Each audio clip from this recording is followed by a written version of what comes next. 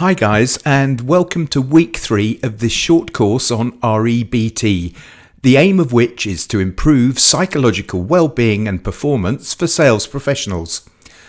This week we're going to start with a brief recap of the GAB-CDE framework. Then we'll discuss unhealthy negative emotions, healthy negative emotions, and irrational performance beliefs inventory, IPBI, which is a valid and reliable measure for assessing irrational beliefs and measuring progress when people engage with the REBT process to overcome emotional distress in any aspect of their lives. We know that REBT is an elegant, goal-oriented form of cognitive behavior therapy, which aims to change the way we think in order to relieve distress and achieve our goals. The primary aim of the therapy, or in this case coaching, is to give away full details of the intervention, as this approach is psychoeducational, and by learning the full REBT theory and process, people can understand why changing irrational beliefs can help them to help themselves if REBT is rigorously practiced. Unlike other therapeutic interventions such as psychodynamic therapy, where the therapist is the professional with all the answers, this approach is extremely collaborative, and therefore a good understanding of the theory and key principles and strategies is absolutely vital to achieving the desired results. You will now be very familiar with Albert Ellis's concept that it is our thoughts that impact emotions and behaviours, and it is irrational beliefs such as demanding "I must" statements, awfulizing events, believing you cannot stand or tolerate something, and believing that you or others are completely bad or worthless people. These irrational beliefs cause unhealthy negative emotions that lead to behaviours which take us further away from our goals, causing further distress and underperformance. And this key notion was simply explained in the GAB-CDE framework that was explored in last week's session. Understanding how to self-formulate is integral to a successful outcome, which is why you were asked last week as part of your homework task to have a go at using the GAB-CDE framework to work through any irrational beliefs and distresses at work, and to form more rational, logical beliefs that better support your well-being and performance. This week we will discuss how, in the face of adversity, we need to check our emotions. If we feel unhealthy negative emotions, we may be thinking irrationally and therefore need to dispute these unhealthy emotions to form effective new beliefs and healthier emotions that consequently lead to a better psychological state of mind and more helpful behaviours. For example, when attending a job interview, we might well get ourselves anxious about it beforehand because we believe we must be successful or we are worthless or a failure. Such irrational beliefs trigger unhealthy negative emotions such as anxiety.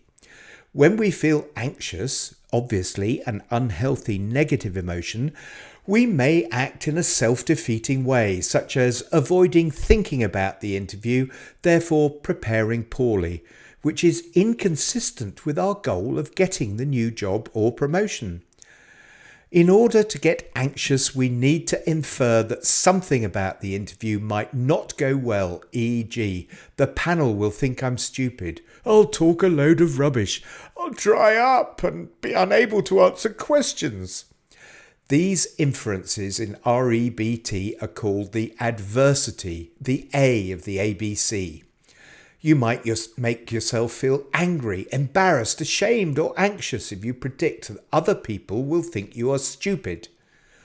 For example, if we were to demand that I'd love to know that they won't think I'm stupid, therefore I have to know, and if I don't know it will be awful and unbearable. If we were to believe that with conviction, we would almost certainly get anxious about the interview. Being able to self-formulate your goals, adversities, beliefs and consequences will enable you to replace demands for more rational thoughts.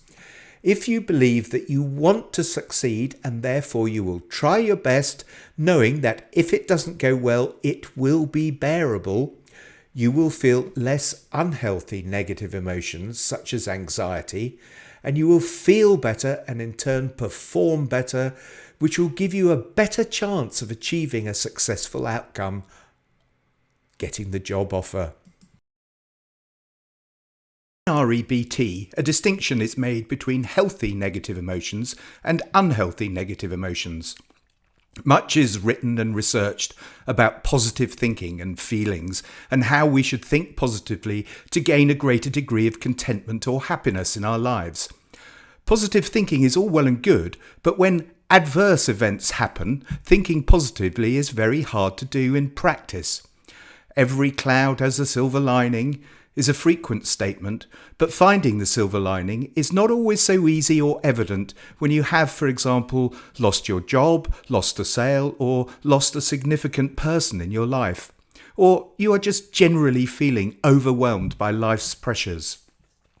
In Albert Ellis's view, it is not so much about positive thinking creating positive emotions, but healthy, rational thinking creating healthy, negative emotions. The concept of emotional responsibility, as mentioned in previous weeks, is based in the Stoic belief that it is not the event that disturbs us, but the view we take of that event. That's Epictetus. This is at the heart of Ellis's rational emotive behaviour therapy theory. It can easily be understood by the ABC model, where A is the activating event, B is the belief, and C is the consequence provoked by the belief about the event at A. Ellis recognised that healthy rational beliefs, B, the point of emotional responsibility, results in healthy negative emotions, C, emotional consequences, and unhealthy irrational beliefs result in unhealthy negative emotions and behaviours. A healthy negative emotion may be viewed as a healthy or rational emotional response to an inferred or actual adverse event. It helps an individual strive to change what can realistically be changed and or accept in a constructive way what can't be changed. Therefore, it enables the individual to move towards their happiness-producing goals, desires, and purposes. An unhealthy negative emotion is viewed as an unhealthy or irrational emotional response to an inferred or actual adverse event. It interferes with an individual's view of what can realistically be changed and disables them from accepting constructively what can't be changed. Therefore, it sabotages the individual's ability to move towards their happiness-producing goals, desires, and purposes. It is generally accepted that there are 8 healthy negative emotions and 8 unhealthy counterparts. The healthy negative emotions are concern, sadness, healthy anger or annoyance, remorse, regret, disappointment, healthy jealousy, and healthy envy. These all produce self-helping and community-helping actions. The unhealthy negative emotions are anxiety, depression, anger, guilt, shame, hurt, unhealthy jealousy, and unhealthy envy. These interfere with constructive actions and result in inaction or destructive behaviour. Healthy negative emotions are a natural response to difficult and complex events that happen in our life. Attempting positive thinking in these moments can be a form of distraction from acknowledging the adversity. It is unrealistic given the negative experience. Acceptance of our adversities, pains and suffering is the first step to healing ourselves in the long term. Ellis's model is based on acceptance that life is complex and sometimes difficult, and in those moments we're going to feel negative emotions, and we have control over the way we feel in those difficult circumstances by thinking in a healthy, preferential or accepting, non-demanding way. For example, unhealthy thinking and emotions. A equals thinking about your debts, and B is it's awful and I can't bear the strain. The fact that I do not have any savings, only debt, means I'm a failure. The emotional consequence C here might be depression, an unhealthy, negative emotion. Healthy thinking and emotions are different. So A, thinking about your debts, that's just the same. B is I strongly prefer not to have all these debts, but I accept that I do, and it's not good, but it isn't the end of the world. I don't like it, but I can stand it. And it doesn't mean I'm a failure as a human being. I am worthwhile despite my debts, and I'll make a plan to begin to clear them. The emotional consequence C is now sadness, a healthy negative emotion.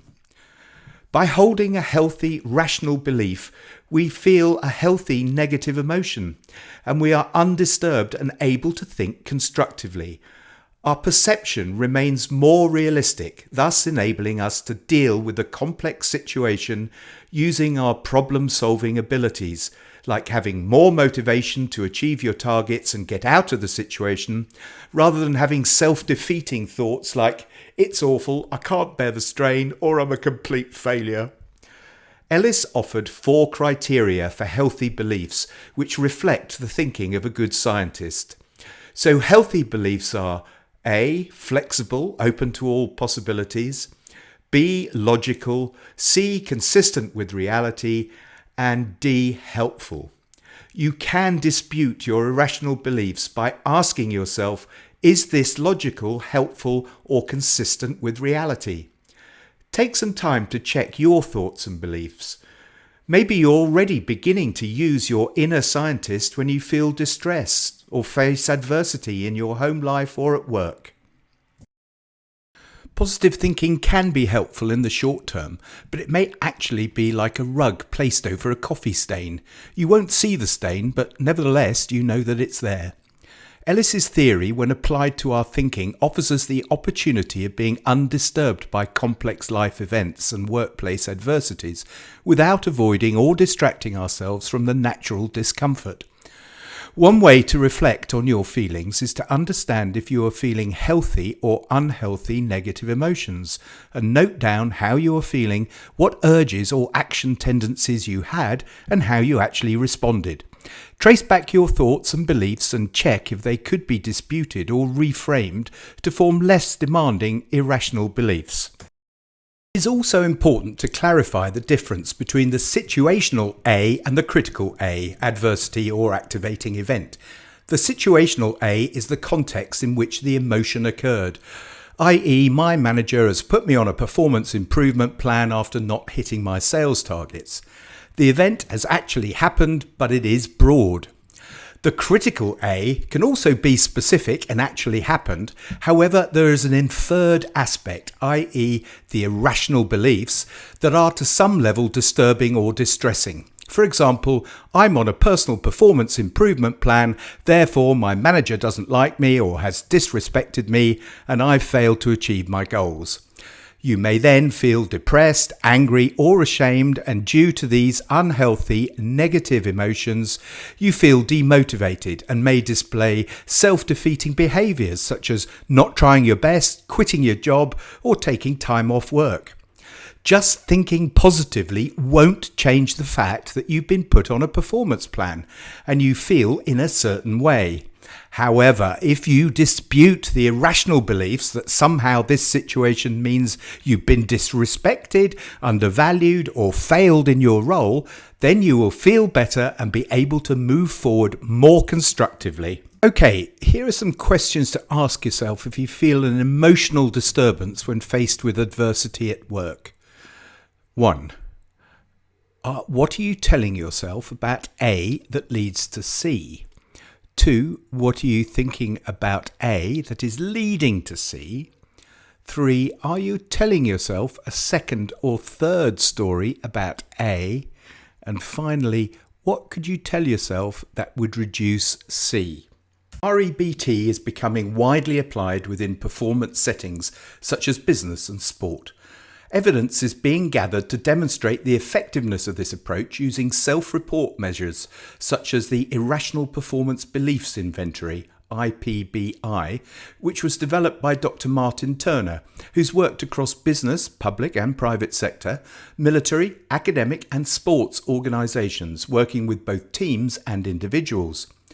Dr. Martin Turner is a BPS accredited psychologist and senior lecturer at Manchester Metropolitan University, and refers to the application of REBT in performance settings as smarter thinking, because he believes that the rational, logical and pragmatic philosophy of REBT can help us all to think smarter about performance, promoting both well-being and performance when under pressure and faced with adversity at work.